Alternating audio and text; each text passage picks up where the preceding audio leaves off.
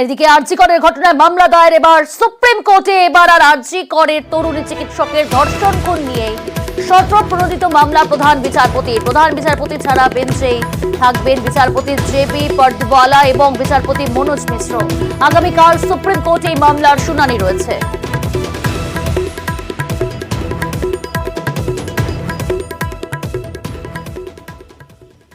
ফের প্রধানমন্ত্রীকে চিঠি ডাক্তার সংগঠনের, এবার মোদীকে চিঠি রেসিডেন্ট ডাক্তার অ্যাসোসিয়েশনের। আরজি করের ঘটনার জেরে চিঠি প্রধানমন্ত্রীকে, চিকিৎসকদের নিরাপত্তা বাড়ানোর দাবিতেই এই চিঠি।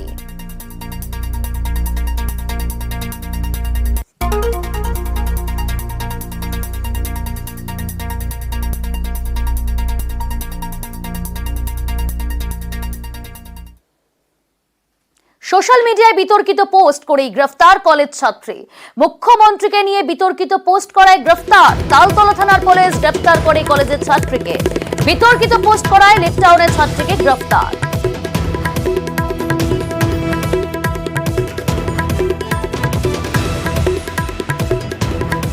মেয়ের গ্রেফতারিতে হতচকিত পরিবার। সোশ্যাল মিডিয়ায় বিতর্কিত পোস্ট করায় গ্রেফতার। গতকাল রাতেই গ্রেফতার করা হয় ওই ছাত্রীকে। ঘটনার জন্য দুঃখ প্রকাশ করে ক্ষমা চায় পরিবার। ভুল বুঝতে পেরে এই পোস্ট ডিলিট করা হয় বলে জানায় তার পরিবার।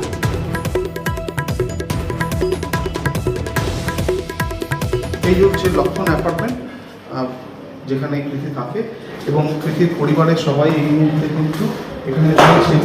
कैसे हुआ ये? बच्ची है तो कुछ बोल नहीं पा रहे थे कि भाई वो अपने हिसाब से ऐसे बाबू को करके सब देख करके वो कर दी। करने के बाद उसको समझ में आया कि भाई ये हो गया मेरे से गलती, तो कुछ बोल भी नहीं सके। কৃতির পরিবারের সবার মধ্যে কিন্তু একটা শোক বিবরতা কাজ করছে এবং তারা যেটা বলছেন খানিকটা না জেনেই করে ফেলেছেন এবং একদম 12 ক্লাসের স্টুডেন্ট, খুব ব্রিলিয়ান্ট স্টুডেন্ট তাদের দাবি। এবং পুরো ঘটনাটার জন্য আপনারা খানিকটা দুঃখিত, খানিকটা ক্ষমা প্রার্থী, তাই তো? হ্যাঁ, দুঃখিত, খুবই দুঃখিত যে বাচ্চা আমার মেয়ে আছে, নরমালি করে দিয়েছে বাচ্চাটা। যে গলতি করেছে আমি কি করব? ভুল করে দিয়েছে, এখন আর কিছু বলতে পারছে না। আমরা তো টেনশন, নিজেও টেনশনে আছি যে হলো কি করে এটা।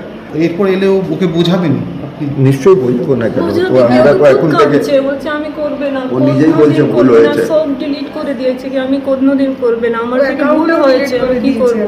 কৃতির পরিবারের পক্ষ থেকে ইতিমধ্যে আইনজীবীদের সঙ্গে যোগাযোগ করা হয়েছে এবং কৃতির পরিবারের তরফ থেকে তার মা, তার মামা যেটা বলছেন যে পুরো ঘটনার জন্য তারা ক্ষমা প্রার্থী।